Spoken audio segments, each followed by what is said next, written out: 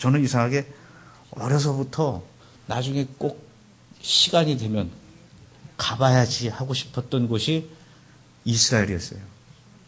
어려서부터 저는 초등학교 5학년 때부터 다녔는데 교회를 설교 시간에 또는 성경 공부 시간에 제가 성경책을 읽을 때마다 이렇게 보게 되는 이스라엘, 갈릴리 호수, 베들레헴, 나사렛, 브엘세바, 유대 광야 이런 곳은 어떤 곳일까? 굉장히 호기심이 많았어요. 꼭 한번 가봐야지 이렇게 생각하다가 17년 전에 93년도에 처음 이스라엘을 가야 되겠다 이렇게 마음을 먹고 한 달 동안 이스라엘을 혼자서 배낭여행으로 한번 가봐야 되겠다. 물론 이스라엘에는 아는 사람이 아무도 없었어요. 또 뭐 간다고 해서 누구 만날 수 있는 사람도 없었는데 뭐 어차피 거기도 사람 사는 데니까 혼자 가도 무슨 일이 있으랴 생각을 해서 새벽 1시에 공항에서 나와서 뭘 타고 가야 되나? 차가 있을까? 어디로 가야 되지? 오늘 밤은 잠을 어디서 자야 되나? 새벽 1시가 되니까 출출한데 가면은 거기 24시간 무슨 뭐 국밥집이 있을까? 막 이런 거 먹는 것도 걱정이고 잠자는 것도 걱정이고 차 타고 이동할 것도 걱정이고 참 대책 없이 갔어요. 그런데도 제가 그 많은 걱정을 하면서도 한 가지 걱정하지 않은 게 있었는데 그것은 뭐냐면은 바로 한 달 동안 이스라엘에 있으면서 맞이하게 되는 4번의 안식일. 거긴 토요일 날 예배를 드린답니다. 토요일 날 쉬는 날인데 한 달에 4번 맞이하게 되는 그 안식일 날 교회 가서 예배 드리는 것에 대해서는 전혀 걱정하지 않았어요. 왜냐하면은 우리나라에도 이렇게 눈만 돌리면 보이는 것이 십자가고 교회고 교회 간판인데 하물며 이스라엘은 얼마나 더 교회가 많을까? 아마 모르긴 몰라도 우리나라보다 2-3배는 더 교회가 많겠지. 여기가 무슨 평양도 아니고 이라크도 아니고 사우디아라비아도 아니고 아프리카도 아니고 예수님께서 태어나신 고향 이스라엘인데 이스라엘에 교회가 없으랴. 저는 그렇게 생각을 했어요. 그래서 이스라엘에 도착이 됐습니다. 첫 번째 맞이하는 토요일 날 아침에 숙소에서 일어나서 샤워하고 예배를 드리려고 성경책을 들고 교회를 찾아서 막 나왔어요. 바로 그날 제가 있었던 곳은 이스라엘에서도 저 남쪽에 남부 지역 쉽게 해서 시골 마을이었어요. 이스라엘에서도 시골 마을. 그런데 이상하게도 성경책을 들고 예배당을 그렇게 찾아다니는데 1시간, 2시간을 헤매고 다녀도 교회를 찾을 수가 없었어요. 아니 어떻게 된 게 이스라엘에 교회가 없이 십자가를 찾을 수가 없어요. 그래서 제가 물어 찾다가 결국은 예배 드릴 것을 포기하고 있다가 그 전에 예루살렘에서 잠깐 있을 때 길에서 우연히 만났던 한국 교민한테 받은 전화번호가 있어서 그분한테 전화를 걸었어요. 제가 지금 이스라엘에 저 시골 마을에 와 있는데 여기서 예배 드릴 때를 못 찾아서 이러고 있는데 혹시 이 동네 예배 드리는 데 아십니까? 했더니 마침 물어 이분이 저한테 다시 또 연락을 해줬어요. 어디로 가봐라. 그렇게 해서 안내를 받아서 찾아간 곳이요. 교회 건물이 있는 곳이 아니고 십자가가 세워져 있는 곳이 아니고 어떤 가정집에 그러니까 우리나라로 치면 연립주택 같은 것이었던 것 같아요. 연립주택에 반지하가 예배 드리는 곳이라고 해서 거길 찾아갔더니 그 입구에 어떤 덩치 좋으신 분이 딱 지키고 서 있어요. 그래서 제가 예배 드리러 왔습니다. 그랬더니 어디서 왔습니까? 저는 한국에서 왔습니다. 어떻게 알고 왔습니까? 이렇게 알게 됐습니다. 그랬더니 들어가서 예배를 드리는 건 좋은데 여권을 좀 보여주십시오. 그래서 여권을 보여줬더니 이렇게 쭉 확인하더니 지금부터 안에 들어가서 예배를 드리는 건 좋은데 2가지 약속을 지켜주셔야 됩니다. 하나는 안에 들어가서 절대로 카메라로 사진을 찍으시면 안 됩니다. 2번째는 안에 들어가서 예배를 드리고 나와서 다른 데 가서 절대로 여기서 예배 드렸다라는 얘기를 하시면 안 됩니다. 왜 그런 약속을 저한테 했는지 모르겠는데 부탁을 했는지 모르겠는데 일단 알았다고 얘기를 하고 들어가서 예배를 드렸어요. 예배를 드리기 시작하는데요. 이제 예배 시간이 시작되니까 반지하에 옆에 나 있는 창문을 전부 다 걸어 잠그고 블라인드 치고 또 거기다가 소리가 새나갈까봐 커튼도 치고 저 뒤쪽에 있는 현관문도 안에서 걸어 잠그고 이제부터 예배를 드리는데 조금 전에 여러분들께서는 손을 높이 들고 또 앞에서 이렇게 연주팀이 연주하는 그 반주에 맞춰서 소리 높여 찬양을 했지만 그 사람들은 그렇게 찬양을 할 수가 없더라고요. 뜨겁게 찬양을 하는데도 볼륨은 최대한 낮춘, 우리가 여기서 부르는 찬양이 마치 밖으로 새어나가서 누군가가 들을까봐 그렇게 숨죽여 찬양을 하는데 얼마나 힘주어서 소리를 낮춰서 부르는지요. 두 곡을 부르는데도 벌써 이마에 땀이 송글송글 맺히고 목이 쉬었습니다.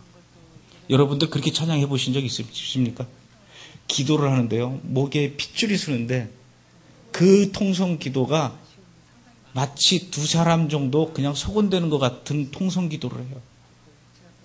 피눈물을 흘리면서 기도를 하는 그들의 모습을 보고 저는 충격을 받았습니다. 예배 끝나고 나서 물어봤어요. 왜 여러분들이 이렇게 숨어서 예배를 드려야 됩니까?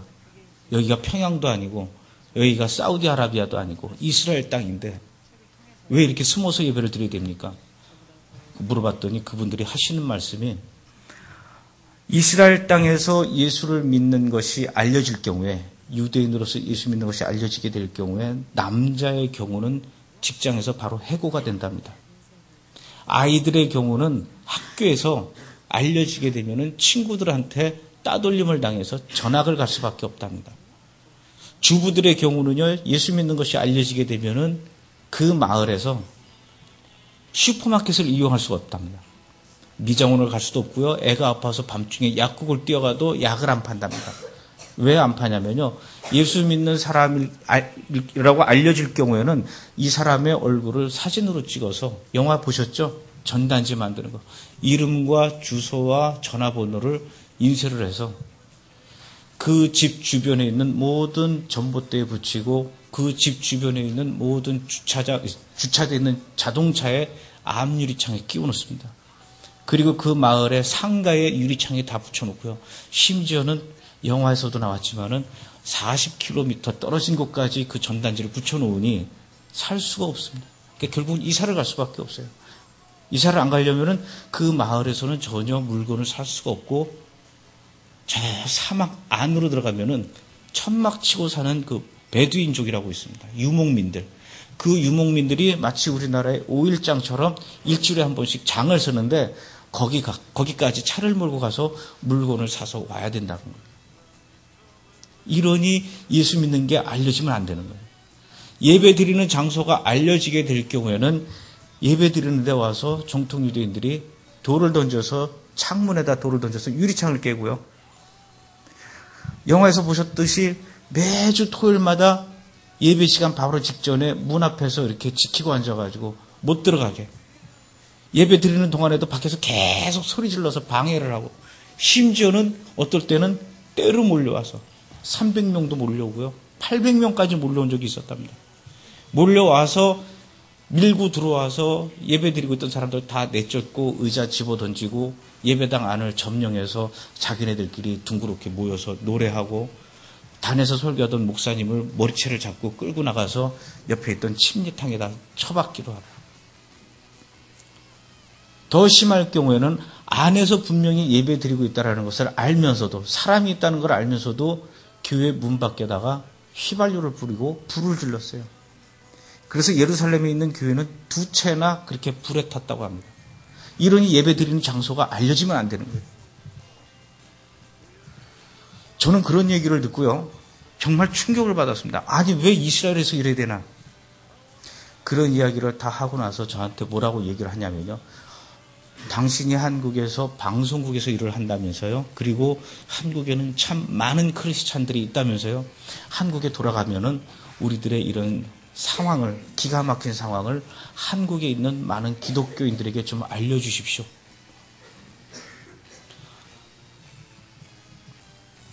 대한민국에 있는 교회는요, 큰 교회든 작은 교회든 해외 선교를 참 요즘 많이 합니다. 그래서 중국에 선교사를 보내기도 하고, 캄보디아나 아프리카나 남미에 선교사도 많이 보내고, 그 미전도 종족을 위해서 기도도 많이 합니다. 그러나 그렇게 세계 많은 나라에 선교사를 보내고 선교 후원금을 보내고 기도를 하면서도 정작 복음의 발상지인 예수님께서 태어나신 그 이스라엘 땅에 선교사를 보내거나 이스라엘을 위해서 기도해야 된다라고 생각하는 교회와 교인들은 그다지 많지가 않습니다. 저는 몰랐어요. 아마 여러분들도 마찬가지였을 겁니다. 적어도 이스라엘은 우리나라보다도 몇 배의 더 많은 크리스찬과 목사님들이 계셔서 오히려 이스라엘에서 전 세계를 향해서 선교사를 파송해야 되지 않나, 저는 그렇게 생각을 했었어요. 근데 가서 보니까 이스라엘은 전 세계에서 가장 복음이 부족한 선교의 공백 지역이라는 걸 알게 됐어요. 그곳에서 몇 안 되는 그 메시아닉주, 예수를 믿는 유대인들이 이렇게 목숨을 내걸고 어렵게 예수를 믿고 있다는 사실을 몰랐어요. 그 얘기를 꼭 한국에 가서 전해달래요. 한국의 기독교인들이 그렇게 많고 기도도 많이 한다면서요. 우리 이스라엘의 유대인들, 메시아닉주들을 위해서 기도를 좀 할 수 있도록 당신이 그 통로 역할을 해 주십시오. 저한테 17년 전에 그렇게 부탁을 했습니다. 저는 지금 당장은 제가 아직 나이가 어리고 경험이 없고 힘이 없어서 당장은 될 수는 없을 것 같습니다. 그러나 당신이 이야기한 거, 그리고 제가 본 거 제 가슴속에 깊이 묻어두고 언젠가는 꼭 그 약속을 지켜드리겠습니다. 대답을 하고 돌아왔어요. 저는 한국에 돌아와서 계속 또 방송 일을 했습니다. 그러면서도 그 바쁜 와중에 지난 17년 동안 이스라엘을 32번이나 갔다 왔어요. 이스라엘을요, 한두 번 가서는 이스라엘의 영적 상태를 파악할 수가 없습니다. 저도 역시 처음에는 다른 사람들처럼 예수님이 태어나셨던 곳, 예수님이 걸어가셨던 곳, 예수님이 앉으셨던 곳, 예수님이 식사하셨던 곳, 그런 장소를 정말 열심히 찾아다녔어요. 그러나 그건 장소일 뿐이고 한 10번 정도 이스라엘을 가게 되니까요. 그 다음부터는 이스라엘이 다르게 보입니다. 성지순례지로서의 이스라엘이 아니라 하나님의 눈으로, 하나님의 관점으로 이스라엘을 보게 되는데요. 하나님께서는 왜 허구 많은 나라 중에서 하필이면 이스라엘을 선택하셨을까? 예수님은 왜 허구 많은 나라 중에서 하필이면 이스라엘 땅에서 태어나셔서 이렇게 이스라엘 한 번 가는데 멀게 만드셨을까? 예수님이 좀 더 가까운 일본이나 아니면 괌에서 태어나셨으면 얼마나 좋았을까? 예수님이 좀 더 하와이에서 태어나셨으면 얼마나 좋았을까? 성지순례도 하고 바닷가 가서 수영도 하고 쇼핑도 하고. 근데 정말 멀어요, 이스라엘이. 하나님께서 굳이 이스라엘을 선택하신 이유, 이스라엘에 살고 있는 유대인들을 보게 되고요. 정통 유대인들. 저들은 왜 저렇게 예수님을 거부하며 살까? 재밌는 거는요, 이스라엘에 있는 유대인들은요, 예수님이 유대인인 거를 모르고 있습니다. 예수님이 그저 미국이나 유럽에서 만든 기독교의 교주로 정도만 알고 있어요. 그래서 조금 전에 여러분들이 보신 영화에 보면 티크바라고 하는 그 메시아닉주가 맨 마지막에 간증을 할 때 마태복음 1장을 읽는 순간 예수님을 믿게 됐다고 하지 않습니까? 그 사람들은요, 이스라엘에서는 그 어디를 가도 신약 성경을 찾아볼 수가 없어요. 대형 서점에 가도, 조그만 서점에 가도 신약 성경과 기독교에 관련된 책자를 찾아볼 수가 없어요. 시립도서관, 국립도서관, 그 어느 도서관을 가도 신약 성경을 찾아볼 수가 없어요. 이 사람들은 예수에 대해서 전혀 정보가 없어요. 그게 누군지를 몰라요. 17년 동안 이스라엘을 다니면서 유대인들을 이렇게 보게 됐어요. 정통 유대인들. 얼마나 예수를 싫어하는지. 영화에는 이런 얘기가 안 나왔는데요. 유대인들이 예수님을 얼마나 싫어하냐면요. 우리는 수학 시간에 1 더하기 1은 2 이렇게 쓰지 않습니까? 맞는 얘기죠.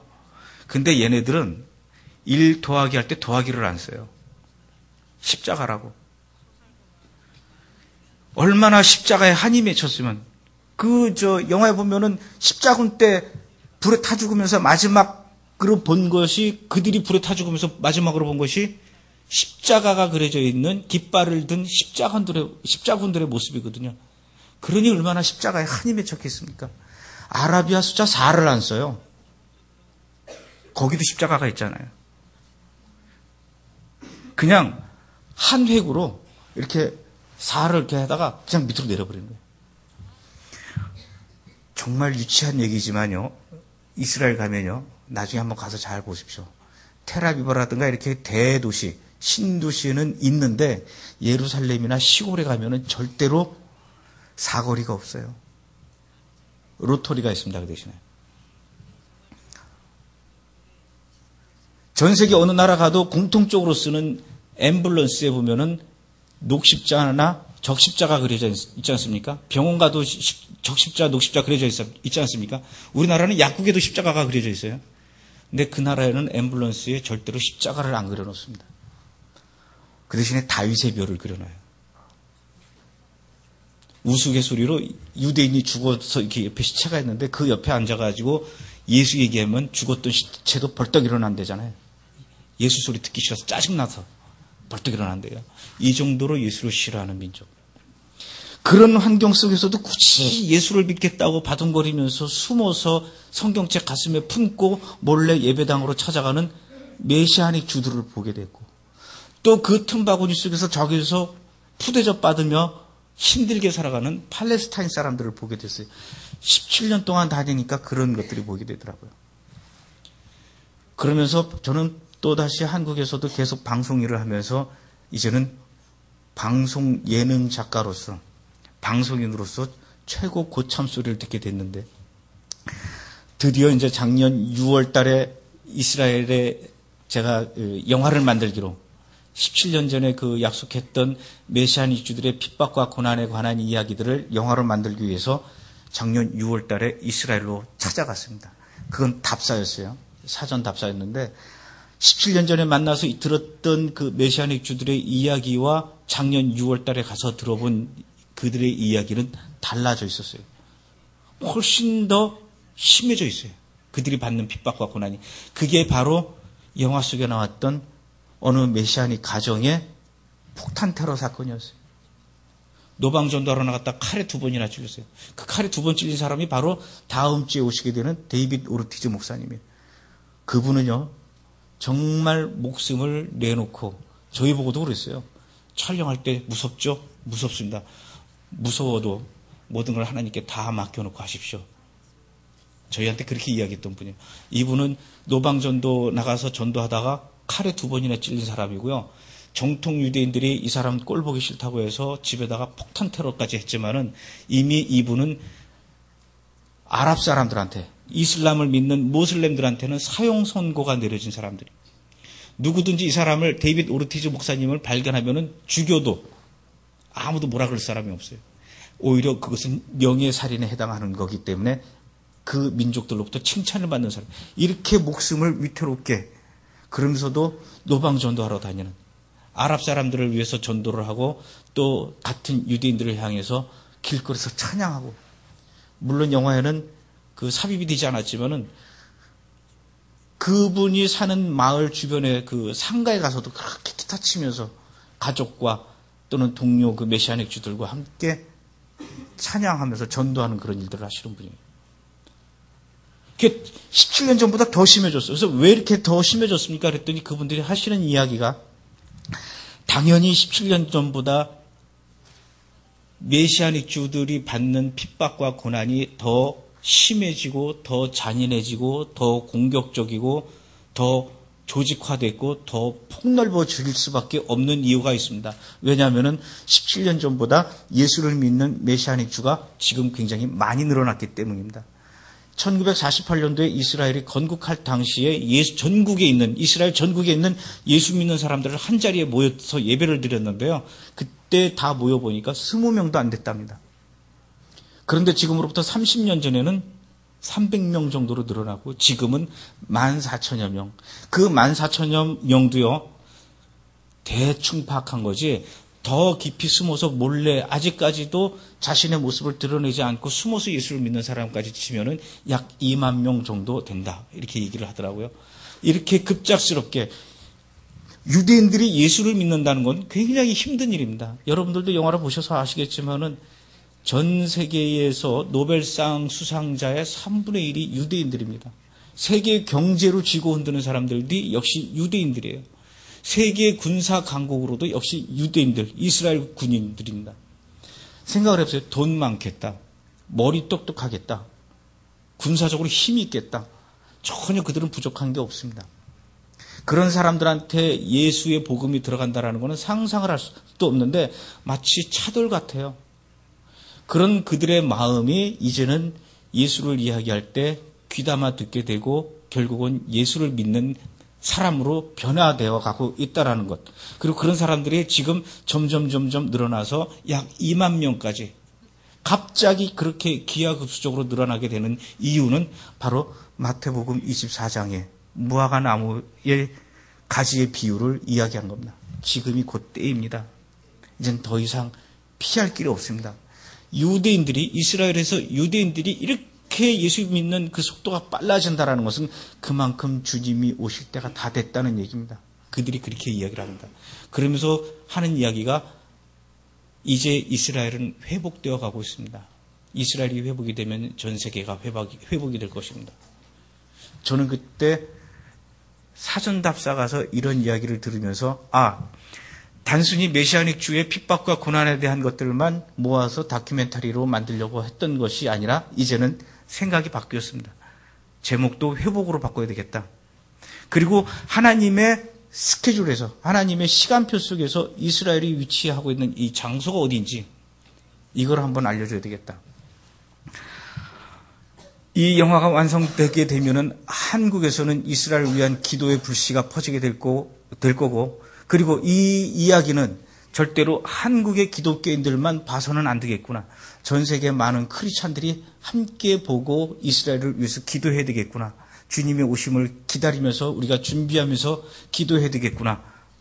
저는 그런 생각을 했습니다. 굉장히 일이 커졌어요. 그래서 전 세계의 기독교인들에게 보여주려면 잘 만들어야 되겠다. 한국에 다시 돌아왔습니다. 2달 동안 준비를 열심히 해서 스태프들을 막 모으는데요. 드디어 8월 27일 날 10명의 스태프들이 한국을 떠나서 이스라엘로 가서 촬영을 하려고 준비를 막 하고 있었어요. 8월 27일 날 가려고 준비를 다 하고 있는데 그로부터 일주일 바로 전 8월 20일 날 제가 날짜를 이렇게 기억하는 이유가 있습니다. 이스라엘로 가기 일주일 바로 전에 마지막 스텝 점검 회의를 하는 날이었는데 저희 어머니한테서 전화가 왔어요. 한 번도 평소에 이렇게 대낮에 전화하실 일이 없는데 전화 안 하시던 분이 전화를 하면 괜히 이상하지 않습니까? 아버지가 쓰러지셨대요. 그날이 오후 2시였는데 그리고는 그 다음날 아침 9시에 돌아가셨어요. 평소에 전혀 건강에 이상이 없으시던 분이 갑자기 초상을 치르게 생겼어요. 그러니 8월 27일 날 이스라엘로 갈 수가 없는 겁니다. 당연히 이스라엘로 가기로 한 날짜를 연기를 하면서 9월 중순 3주 뒤로 날짜를 잡았는데요. 문제는 8월 27일 날 우리가 이스라엘에 도착하게 되면 그때부터 2달 동안 촬영해야 될 스케줄들을 미리 2달 동안 한국에서 다 짜놓은 거예요. 27일 날 도착하면 어디로 가고 28일 날은 어디 가서 누구를 만나서 인터뷰 촬영을 하고 오후에는 어디 가서 뭘 찍고 근데 그것이 3주가 연기되면서 미리 약속했던 사람들이 다 캔슬이 돼버렸어요. 3주 뒤에 오게 되면 우리는 미국에 가 있을 겁니다. 그때는 우리가 시간이 없습니다. 그때는 여기 상황이 안 좋습니다. 아무도 우리가 연기하는 것에 대해서 동의를 안 해주는 거예요. 그래도 일단 저희는 9월 중순에 이스라엘로 떠났는데요. 약속되어진 게 하나도 없었습니다. 뭘 찍어야 될지 아무것도 준비를 할 수가 없었어요. 그런데 무작정 떠났어요. 근데 기가 막힌 거는요. 이스라엘의 10명의 스태프들이 딱 텔아비브 공항에 도착이 됐는데요. 공항에서 그 짐 나오는 그 컨베이어 벨트에 수화물 나오는 데 있지 않습니까? 아무리 기다려도 우리들의 트렁크는 나오는데 촬영 장비는 하나도 안 나오는 거예요. 알고 보니까 저희가 가져갔던 촬영 장비를 전부 다 이스라엘 공항에서 압수를 해버렸어요. 왜냐하면 보안 검색을 거쳐야 된다고. 촬영 장비가 이 작으면서도 굉장히 민감한 전자 장비다 보니까 충격을 좀 완화시키기 위해서 겉에는 이제 그 스펀지로도 싸고 이 튼튼한 트렁크에다가 이걸 담았는데 아마 그들이 봤을 때는 저희 촬영 장비가 굉장히 위험한 물건으로 폭탄 정도로 아마 생각을 했던 것 같아요. 모든 촬영 장비를 전부 다 압수를 해서 보안 검색이 끝나기 전에 돌려주지 않는다는 거예요. 그러면서 저희 보고 돌아가래요. 숙소로 가 있으면 연락을 주겠다. 그래서 저희가 숙소로 돌아왔는데요. 참 이스라엘로 촬영하러 온 이 촬영팀이 촬영 장비가 아무것도 없는 상태로 숙소에 오니까 얼마나 기가 막힙니까? 더군다나 이 촬영 장비를 언제 돌려줄지도 모르는 그런 상황에서 저희가 같이 갔던 그 촬영 스태프들은 이미 한국에서 이 극영화, 일반 영화를 많이 했던 분들이라 완벽한 촬영 콘티, 촬영 스케줄에 익숙해져 있는 분들인데 우리는 아무것도 설사 지금 촬영 장비가 있다 하더라도 뭘 찍어야 될지 모르는 그런 상황인데 스케줄도 없죠. 거기다가 촬영 장비까지 모두 압수를 당했죠. 참 기가 막혔습니다. 저는 그때 하나님한테 기도했습니다. 하나님, 이게 뭔 난리입니까? 우리가 지금 이 순간 아무것도 일을 하지 않고 있으면 하루에 이 돈이 얼마씩 그대로 공중에 날아가는 이런 상황인데 왜 이럴 거면 차라리 보내지를 마시든가. 그때부터 저는 지난 25년간 방송국에서 일을 하면서 배웠던 모든 촬영의 노하우, 그리고 지난 17년 동안 32번씩이나 이스라엘을 찾아오면서 알게 됐던 모든 지식을 하나님께 모두 내려놓고 이제는 하나님께서 알아서 해 주셔야 될 것 같습니다. 저는 두 손 두 발 다 들었습니다. 그때부터 저희는요, 촬영 장비가 없는 상태에서 나중에 촬영 장비가 오면은 뭘 찍을 건지를 미리 한번 장소라도 알아봐 두자. 그래서 스태프들을 차에 싣고 이스라엘 전국을 돌아다니면서 나중에 카메라가 오면 여기서 이렇게 찍자. 여기서 인터뷰를 하고 카메라를 이쪽으로 해서 앵글을 이렇게 잡자. 이거를 3일 동안 했어요. 저희 스태프들 중에서 두세 사람만 빼고 나머지 사람들은 전부 다 이스라엘에 처음 온 사람들이에요. 근데요, 만약에 공항에서 저희가 첫날부터 장비들을 들고 나왔다 하면은 아마 첫날부터 이스라엘 처음 오는 사람들로 인해서 우왕좌왕 헤맸을 겁니다. 근데 3일 동안 그렇게 스태프들과 저를 이스라엘에 적응시키면서 준비를 하게 하셨다가 이젠 다 됐겠다 싶으니까 3일 뒤에 촬영 장비가 보안 검색이 끝났다 그러면서 저희 숙소로 도착이 됐어요. 그 다음 날부터 카메라를 들고 나가는데요. 감독님, 오늘 지금 나가면은 인터뷰할 사람이 한 사람밖에 없습니다. 10시부터 찍기로 했는데 그 다음에 뭐 하죠? 10시에 인터뷰 시작해서 1시간 정도 하면 11시쯤 끝나겠지? 그러면 숙소에 들어와서 점심을 먹는 거다. 그 다음에는요, 할 일이 없다. 그랬어요, 정말로. 근데 기가 막힌 거는요, 3일 동안 그렇게 저희를 적응 기간을 주시더니요, 촬영 장비가 도착이 되니까 그 다음부터는 일사천리로 하나님께서 모든 것을 다 알아서 해놓으셨습니다. 10시에 인터뷰하러 갔어요. 만나가지고 그동안 이스라엘에서 예수 믿느라고 얼마나 고생하셨습니까? 당신이 예수 믿는 것 때문에 얼마나 큰 고난을 당하셨습니까? 그 인터뷰를 막 따는데 이분이 갑자기 저는 약과입니다. 저 말고요. 제 친구 중에 잠깐만요. 야, 자기가 섭외를 해주는 거예요. 너 지금 어디니? 감독님 지금 그리 가실 수 있겠습니까? 야, 그리 간댄다. 기다려라.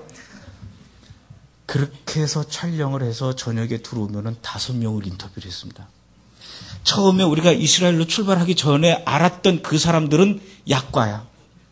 현장에서 그분들이 저희들의 촬영 목적과 의도를 알면서 직접 섭외해주는 사람들이 더 진짜더란 얘기예요. 이스라엘 가기 전에 부엘세바에 가면은 어떤 그 체스클럽이 있는데 그 체스클럽에 정통 유대인들이 와가지고 불을 질렀다라는 얘기는 전 듣고 알고 갔어요. 그래서 거기 가서 꼭 찍어야지 이렇게 하고 갔더니 주인이 없는 거예요. 노인네들만 앉아가지고 마작을 두고 있더라고요. 화면에 나왔죠? 그 주인을 만나서 인터뷰를 좀 하고 싶었어요. 그때 불날 당시에는 여기 불이 확 붙었고요. 뭐 이런 얘기들을 현장에서 이렇게 설명을 듣고 싶었는데 주인이 없는 거예요. 이 주인이 어디 있습니까? 그 마작 두는 노인네들한테, 어르신들한테 여쭤봤더니 지금 집에 있습니다. 지금 전화해서 오라고 하면 안 될까요? 못 나옵니다. 왜요? 지금 그 사람 집에서 갇혀 있어요. 왜 갇혀 있습니까? 순간적으로 이거 왜 그러지? 건수가 되겠는데 이런 느낌이 들지 않습니까? 왜 집에서 못 나옵니까? 그 사람 예수 믿는다고 그래가지고 그 부엘세바 법원에서 가택연금 시켜버렸잖아요. 1년째 집 밖으로 못 나와요. 그래서 그 집으로 찾아간 거예요. 찾아갔더니 인터뷰 다 하고 나서 그분이 또 부탁을 하지 않습니까? 사실은 우리는 그래도 이제는 하루에 2시간 정도 아침에 잠깐 나갔다 올 수 있지만은 나 말고 다른 집은 24시간 가택연금이라 못 나온다. 더군다나 그 집은 갓난아기도 있는데 먹을 게 없을 것 같으니까 당신이 올라가는 길에 좀 갖다 주면 좋겠다. 부탁할 수 있겠냐. 느닷없이 그런 분들을 이렇게 소개를 받아가지고 계속 찍지 않습니까? 처음에는 하나만 생각했는데 저녁에 들어오면 5개 내지는 7개를 촬영하고 들어와요. 처음엔 요 정도만 생각을 했는데 나중에 저녁에 들어와 보면은 더 엄청난 걸 촬영하고 들어옵니다. 여러분들이 조금 전에 영화를 보셨을 때 좀 재밌게 보신 장면이 있을 거예요. 아라드라는 동네에 그 교회에 매주 토요일마다 예배 시간 바로 직전에 그 방해하던 정통 유대인들 있죠. 그 청년들. 저도 그 교회에서 매주 그러고 있다는 거는 알고는 갔어요. 그래서 저희가 이스라엘에서 촬영하는 동안 매주 토요일이 다른 걸 찍고 한국으로 돌아오기 전 마지막 주 토요일 날 그 아라드 교회에 가서 그걸 찍기로 그렇게 마음을 먹고 그 전에 모든 토요일은 다른 걸 찍었어요.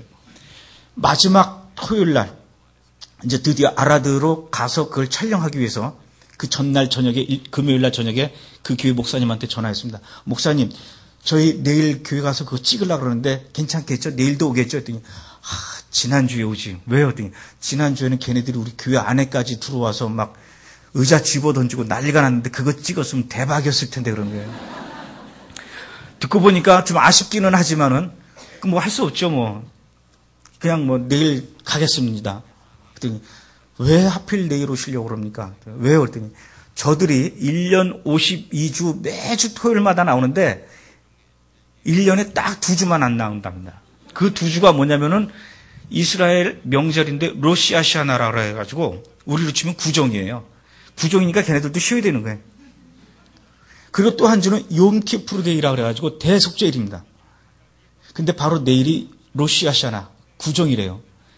지난 10년간 매주 토요일마다 와서 하는데 10년간의 경험을 비추어 봤을 때 한 번도 구정 연휴 때는 얘네들이 나온 적이 없었으니까 내일도 분명히 안 나올 거다. 그러니 그거를 찍어야 되는데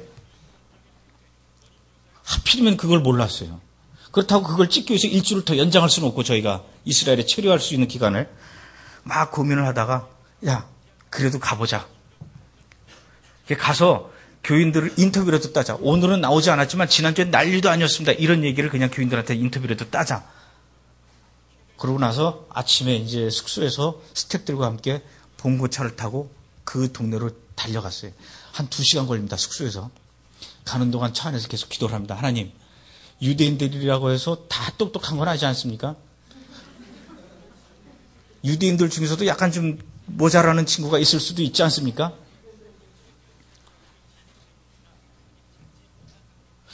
늦잠을 자다가 오늘이 무슨 날인지도 모르고 명절인지도 모르고 아차 늦었네 하고 후다닥 뛰어나오는 그런 정신 나간 유대인이 있으면 2명만 보내주십시오. 그러고 갔어요. 그 2시간 동안 막 달려서 갔는데 차가 드디어 그 아라드 교회 앞에 딱 도착이 됐어요. 좌회전만 하면은 바로 교회 앞입니다. 그래서 일단 차를 우리 운전하고 있는 조감독 보고 야 천천히 가봐. 아주 차를 일단 브레이크를 잡고 천천히 좌회전하면서 교회를 보는데 있니 없니 했더니 갑자기 스태프들이 감독님 있어요. 그런데 진짜 보니까 교회 앞에 2명의 하얀 셔츠를 입고 까만 바지 입고 머리 이거 쓰고 그죠? 화면에 나왔죠? 하얀색 플라스틱 의자를 갖다 놓고 앉아있는 2 사람의 천사를 만난 거예요. 아라드 교회의 목사님이나 교인들이 봤을 때는 아유 지긋지긋한 사람들이겠죠? 그러나 그 당시 저의 눈에는 그 2 사람이 하나님께서 보내주신 천사와 같았습니다. 그 사람들하고 인터뷰를 하는데요.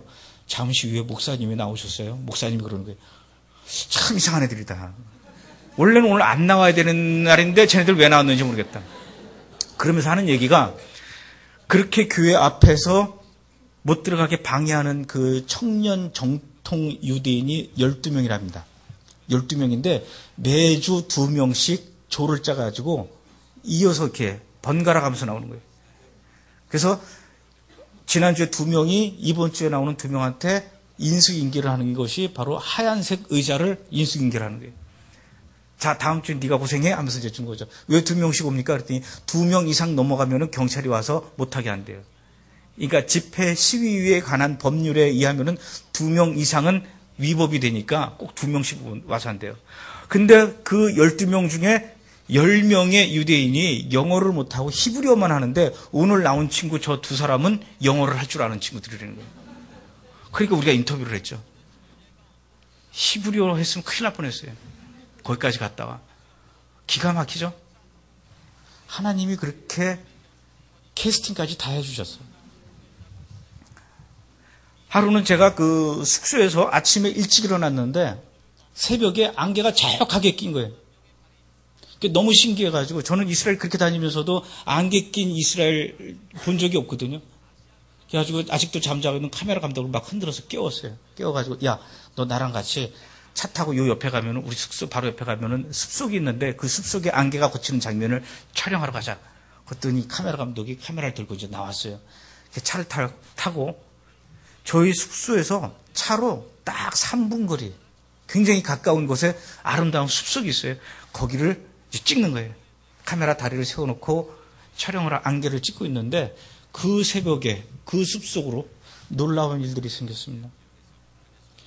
왜 그 숲속으로 그렇게 많은 차들이 들어가는지, 그리고 그 숲속에 왜 그렇게 많은 사람들이, 어떤 사람은 아기를 손잡고 들어가고, 어떤 사람은 지팡이 짚고 걸어가는 노인네들을 부축하고 그 숲속으로 들어가고, 어떤 사람은 유모차 끌고 들어가고, 계속 차들이 들어가는 거예요, 숲속으로.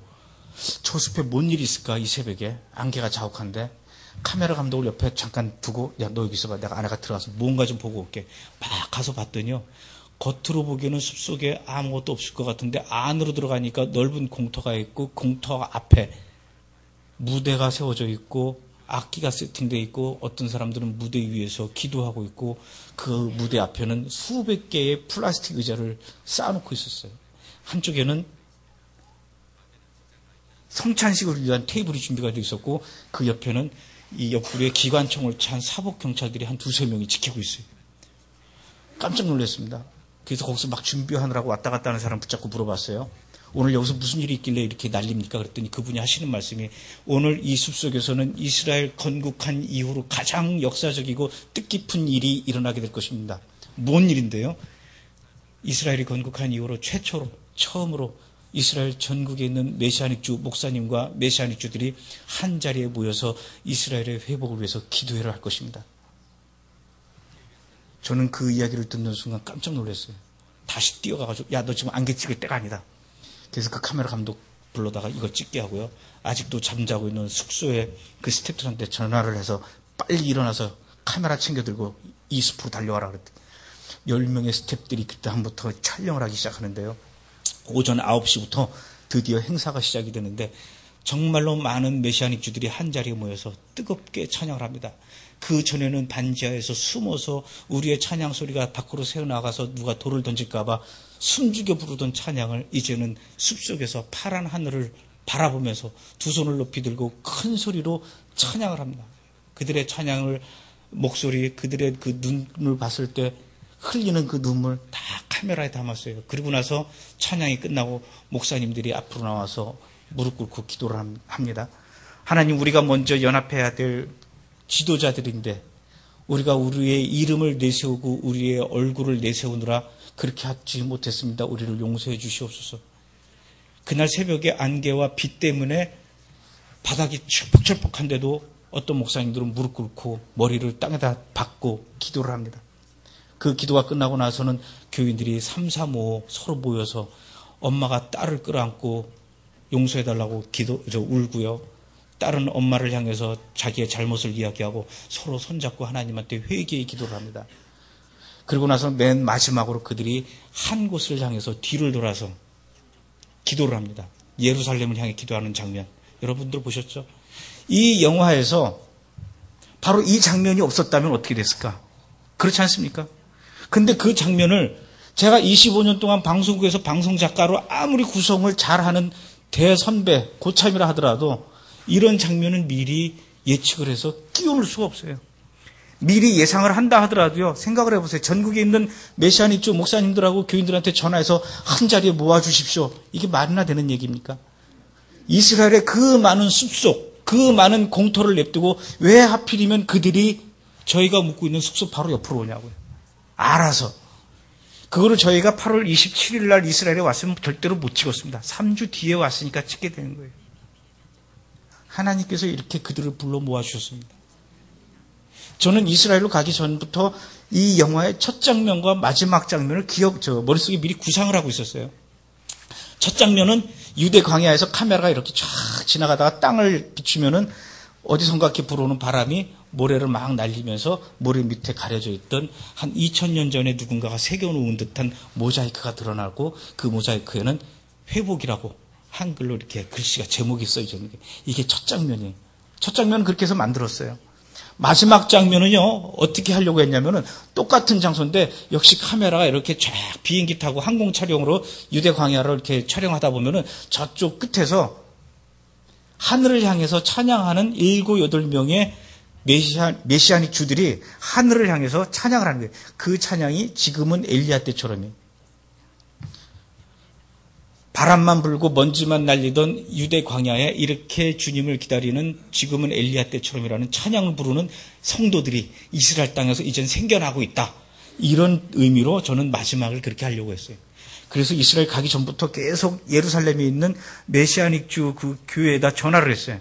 찬양단을 섭외하려고. 그랬더니 안 해주더라고요. 일단은 영화에 얼굴 나오는 걸 싫어한다고 그러고요. 또 하나는 니들이 무슨 영화 찍는 줄 알고 자꾸 우리한테 그런 걸 부탁해. 그러면서 대답을 안 해주더라고요. 그래서 결국은 섭외가 안 된 상태에서 이스라엘로 갔고 이스라엘에서 가서 촬영하는 동안에 직접 얼굴 보고 부탁하면 해주겠지 하고 그냥 갔어요. 근데 이스라엘에 가 있는 동안 촬영하는 동안에도 전혀 연락이 되질 않았습니다.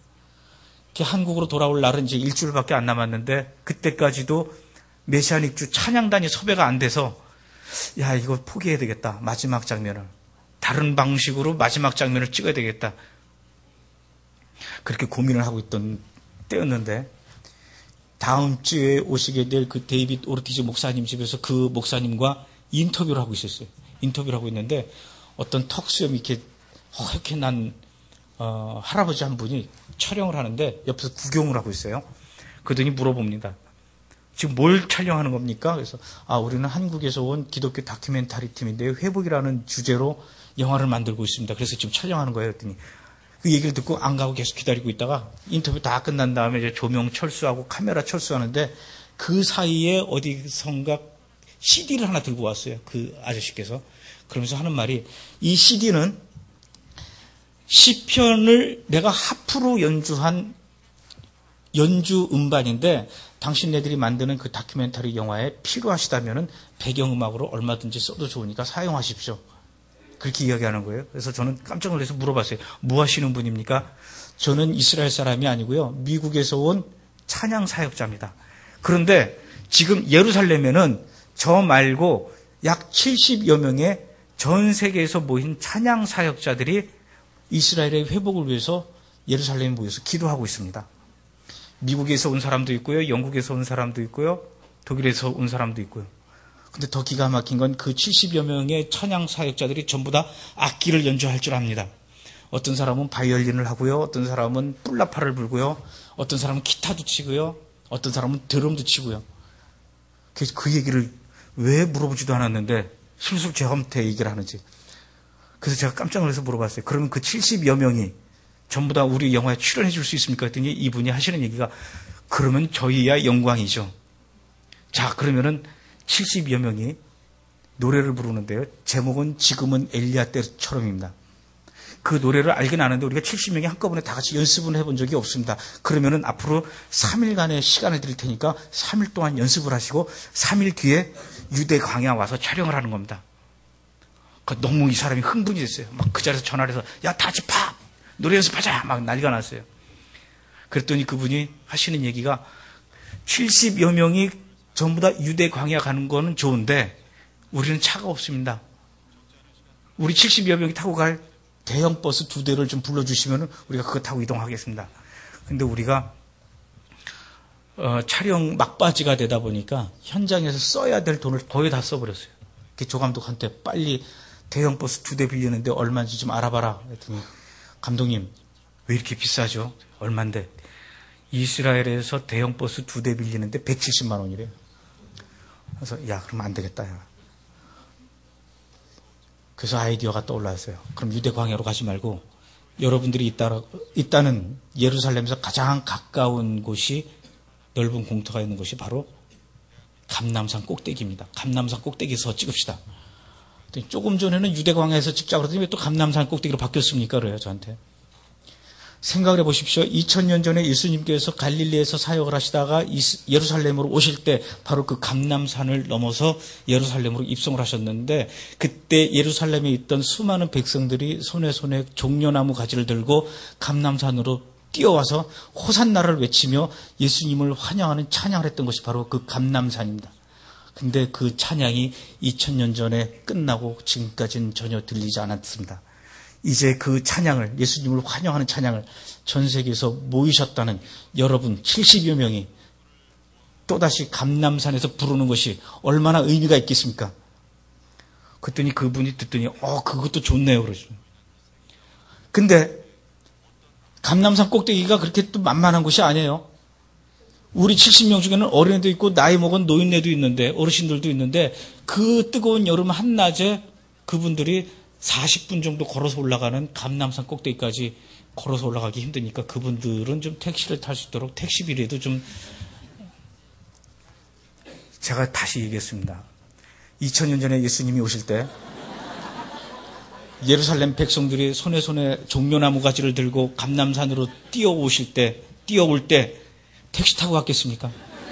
모르긴 몰라도 그들도 맨발로 뛰어왔을 겁니다.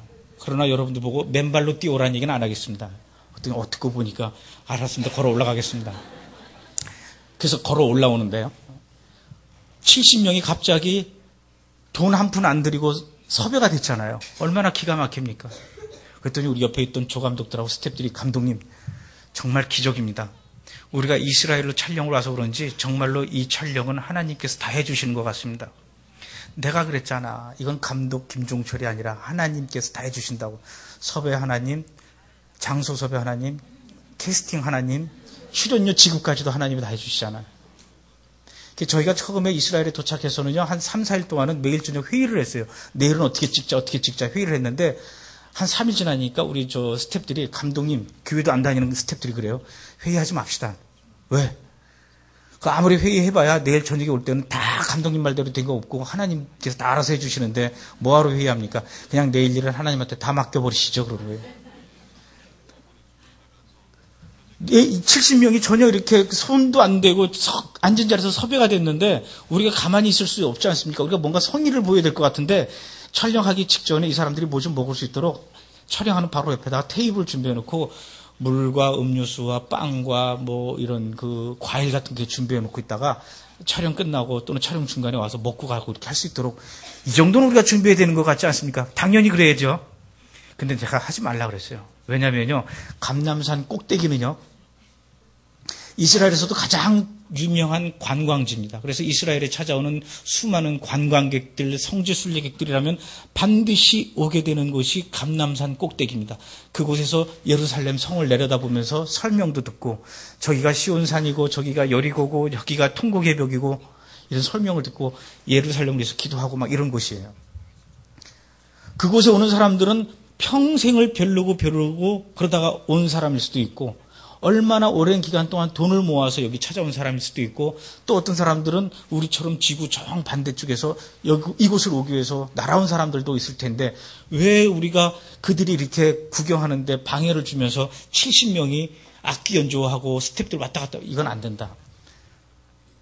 그들도 굉장히 소중한 시간인데 우리가 방해를 해서는 안 되고 그리고 우리가 이렇게 70여 명이 악기 연주하면서 찬양하고 노래하고 춤추고 촬영한다고 했을 때 가장 짜증내는 사람이 누구냐면 그 관광객들을 데리고 온 가이드들이에요. 그 마이크 대고 이렇게 설명을 해야 되는데 여기서 떠들어봐요. 그러면 가이드가 신고를 합니다. 경찰에다 전화해서 야, 여기 감람산 꼭대기에서 지금 무슨 촬영하는데 한 70여 명이 지금 난리도 아닌데 너네들 알아? 그러면 경찰이 달려오겠죠. 달려와서 저한테 어디서 왔냐, 뭐 하러 왔냐, 뭐 찍는 거냐, 이거 허락은 받았냐, 신고는 했냐, 골치 아파집니다. 신고 안 했는데도 못 찍는다. 찍은 거 필름 다오. 그러니까 그렇게 해서 누군가가 신고해서 경찰이 올 때쯤 되면 우리는 이미 촬영이 다 끝났어야 된다. 괜히 여기다 판 벌려서 이렇게 좀 한가하게 촬영할 때가 아니다. 감남산 산꼭대기는요, 이 길이 잘 돼 있어가지고 계속 관광버스가 올라옵니다. 올라오면 문 열면 한 40명씩 막 쏟아놓고 늘 그곳에는 한 100명 내지 200명이 바글바글한 곳이 감남산 꼭대기예요. 그래서 우리는 거기서 최대한 짧은 시간 안에 촬영 끝내고 빠져야 된다. 우리에게 기회는 딱 한 번밖에 없다. NG 없이 지금은 엘리야 때처럼이라는 찬양을 딱 한 번만 촬영 끝내고 후다닥 철수하고 그 자리를 떠야 된다. 듣고 보니까 감독님 말씀이 맞네요. 그날 저녁에 우리가 막 치밀하게 촬영 콘티를 짰어요. 그리고 드디어 촬영하는 날 그들이 예루살렘을 출발해서 감남산을 향해서 걸어서 올라오는 장면을요, 산꼭대기에서 이렇게 내려다보면 보입니다. 바로 밑에서 이렇게 올라오는 게. 그거 올라오는 걸 보고 그다음부터 어느 정도 왔겠다 싶으면 그들이 산꼭대기에 올라오는 거를 눈으로 확인한 순간부터 카메라를 돌리는 거예요. 그래서 영화 보면 그들이 막 그 감남산을 향해서 걸어오면서부터 찬양을 하죠. 그런데요, 아무리 유능한 영화 감독이라 하더라도 이 뮤직비디오를 NG 없이 한 번만에 촬영한다라는 것은 아마 스티븐 스필버그도 못할 거예요. 우린 그렇게 해야 됐었습니다. 근데 제가 워낙 실력이 없다라는 걸 하나님이 너무나 잘 아셔서 그랬는지 기회를 주셨어요. 그들이 감남산으로 올라오는 그 순간에 감남산 밑에 도로 입구에서 팔레스타인 아랍 사람들이 폭동을 일으켰어요. 주변에 있던 모든 이스라엘 경찰차와 군인, 군대, 장갑차, 탱크까지 다 몰려왔어요. 막 사이렌 불면서 막 해가지고 감남산으로 올라가는 그 앞에 도로를 양쪽에서 전부 다 차단해 버렸어요. 산꼭대기에서 이렇게 내려다보니까 그 장갑차 뒤로 빨간색 버스, 노란색 버스, 파란색 버스가 수십 대가 양쪽으로 쫙 줄져 서서 못 올라오고 있어요. 그러나 그 경찰들이, 군인들이 모든 차량은 다 통제를 하되 걸어서 올라가는 보행자들은 통과해도 된대요. 그래서 그 70명이 걸어 올라왔어요. 그러니 단 1분도 쉬지 않고 감남산 꼭대기에 관광버스가 끊임없이 도착하는 그곳이 그로부터 반나절 동안 관광버스는커녕 자전거 한 대 안 올라오고 감남산 꼭대기는 저희들의 촬영 장소로 전세를 내버렸어요. 그렇게 해서 찍은 장면이 여러분 마지막 장면이에요. 그리고 저 포스터에 있는 바로 그 장면입니다. 하나님께서 이 영화를 이렇게 처음부터 마지막 장면까지 제가 시간이 있으면 더 많은 그 하나님의 기적과 같은 기적으로 베풀어 주신 그 많은 일들을 말씀드리고 싶지만은 몇 가지만 제가 이렇게 말씀드렸어도 여러분들이 이 영화가 하나님께서 처음부터 끝까지 모든 걸 주관하셨다라는 걸 아셨을 거예요.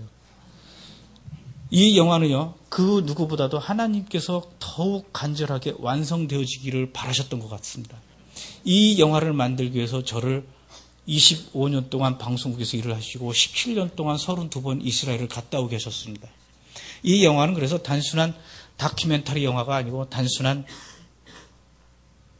영화가 아닙니다. 하나님께서 정말 이 시대에 우리에게 꼭 하시고 싶어 하시는 영상 메시지입니다. 영화가 완성되고 나서도요, 개봉하기까지, 그리고 개봉한 이후로 지금까지 정말로 많은 걱정을 했습니다. 지난 25년 동안 잘 그냥 아무 탈 없이 일하던 방송국 일을 다 내팽겨치고 영화를 하겠다고 나왔을 때 얼마나 많은 분들이 걱정했겠습니까? 하나님, 영화 제목은 회복입니다. 이 영화 회복을 만들어서 이스라엘은 회복이 될지 모르겠지만은 저는 회복 못 될 수도 있습니다. 영화 회복 만드느라고 하나님 제 신용카드 다 정지됐습니다. 제 신용카드 회복시켜 주시고요. 제 정신 회복시켜 주시고 제 신앙 회복시켜 주셔야 됩니다. 제 가정 회복시켜 주셔야 됩니다. 얼마나 기도를 많이 했겠습니까? 지난 3월 3일 날 제가 이 영화 필름을 들고 이스라엘을 찾아갔어요. 이스라엘 가가지고 메시아닉주 한 200여 명을 모아놓고 영화를 보여줬습니다. 영화 끝나고 나서 제가 앞에 나가서 설명을 했어요.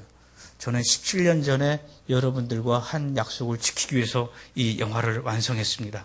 그리고 이 영화는 1월 14일 날 한국에서 개봉된 이후로 매일 하루에 2,000명에서 2,500명가량 관객들이 영화를 보고 나서 극장은 더 이상 영화관이 아니라 기도의 장소로 바뀌었으며 그들은 한결같이 이스라엘을 위해서, 여러분들을 위해서 기도하고 있습니다. 여러분들은 지금 14,000명에 불과하지만은 여러분들을 위해서 기도하는 사람들이 한국에는 10만 명 이상 됩니다. 이 기도의 힘은, 이 기도의 무리는 한국을 떠나서 이제 일본으로, 그리고 미국으로, 유럽으로 넘어가서 전 세계의 많은 크리스찬들이 이스라엘에 있는 메시아닉 주 여러분들을 위해서 기도할 것입니다. 여러분들 외로워하지 말고 힘내십시오. 저는 분명히 17년 전에 약속을 지켰습니다. 이렇게 얘기했어요. 그랬더니 영화 끝나자마자 그들이 예루살렘을 위해서, 이스라엘을 위해서, 그리고 한국에 고맙다면서 한국을 위해서 이젠 거꾸로 그들이 우리를 위해서 기도하는 기도의 시간을 가졌습니다. 이 영화가요, 5월 5일부터 5월 11일까지 열리는 모나코 국제영화제라는 곳에 다큐멘터리 부문에 초청을 받았습니다. 그래서 5월 5일 날 저희가 모나코에 출품을 했는데 그쪽에서 그 비행기 티켓하고 숙박비를 안 보내주는 거예요. 그래서 안 간다 그랬어요. 우리는 돈이 없어서 못 갑니다 그랬더니, 그러지 말고 양복에다가 나비 넥타이 준비해서 오십시오 그러는 거예요. 그 뭔 얘기일까요? 네. 드디어 이제 5월 5일 날 이 영화가 단순히 기독교 영화니까 기독교인들이 봐주셔야 되지 않겠습니까? 이런 차원이 아니라 전 세계인의 관심을 갖게 하는, 그러기에 충분한 영화로 인정을 받고, 저희가 상 받으려고 가는 것이 결코 아닙니다. 그곳에 가면 전 세계에서 모인 수많은 영화 전문가들이 모이고 그분들에게 이 영화가 소개가 돼서 미국과 유럽과 아시아에 상영이 될 수 있도록 그 자리를 하나님께서 안내를 해주시는 것 같습니다. 여러분, 시간 나실 때마다 이스라엘에 있는 메시아닉 주들을 위해서 기도를 해주십시오. 우리가 그들에게서 받은 것이 있습니다. 복음의 빚진 자입니다. 그리고 이스라엘에서 아직도 예수님을 메시아로 인정하지 않고 영의 눈이 가리워져서 살아가고 있는 정통 유대인들을 위해서 기도해 주십시오. 그리고 또 한 가지, 이 영화를 위해서 기도해 주십시오. 이 영화는 아까도 말씀드렸던 것처럼 하나님께서 여러분들에게 꼭 하시고 싶어 하시는 영상 메시지입니다. 여러분들의 편지함에 와 있는데 열어보지도 않고 개봉도 안 해버리고 바로 쓰레기통에다 버리거나 스팸 처리하시면은, 충주 극장에 드디어 개봉이 되긴 했지만은 관객이 들지 않으면은 극장 측에서는 관객이 들지 않는 영화를 오랫동안 갖고 있을 이유가 없습니다. 영화 요금 비싸다면 비싸고 뭐 싸다고 하면 쌀 수 있지만은 저는 평소에 영화 요금이 그렇게 비싸다고 불평불만했던 사람입니다. 그런데요, 영화를 만들고 보니까 여러분들이 내는 영화 요금에 기가 막힙니다. 한 사람당 1,000원에서 1,200원 정도가 저희한테 들어와요. 그러니까 10만 명 들어와 봐야 아시겠죠? 다른 상업 영화 때문에 하나님의 영상 메시지인 이 회복 포스터와 전단지가 뜯겨지고 발에 짓밟히게 되면은 저보다도 하나님께서 더 가슴 아파하시고 자존심 상해하실 겁니다. 여러분, 이 영화를 통해서 여러분들의 가족과 여러분들의 이웃이 회복될 수 있으리라 믿습니다. 여러분, 충주의 극장을 단순한 극장이 아니라 이스라엘 회복, 여러분의 신앙과 여러분의 가정이 회복되는 그 회복의 장소로 만들어 주십시오. 그것은 하나님이 하실 일이 아니라 바로 여러분들이 하셔야 할 숙제입니다. 이 영화가 5월 달에 가서 꼭 상 받을 수 있도록 기도해 주시고요. 저는 6월 달에 또다시 이스라엘로 갑니다. 10명의 스태프들을 데리고 역시 마찬가지로 2달 동안 회복 2를 찍기 위해서 갑니다. 이번에 찍게 되는 내용들은 회복 1보다 훨씬 더 위험한 장소로 갑니다. 주로 팔레스타인 지역으로 가게 될 것 같은데요. 가자 지구도 들어가게 됩니다. 여러분들 가자 지구 아시죠? 위험한 일들이 저희 앞에 계속 기다리고 있습니다. 그러나 하나님의 영상 메시지를 전달하는 배달부로서의 역할을 다하기 위해서 저는 그 위험을 무릅쓰고 또다시 6월 달에 이스라엘로 갑니다. 여러분들 이 영화를 위해서, 저희들을 위해서, 그리고 이스라엘을 위해서 많이 기도해 주시기 바랍니다. 감사합니다.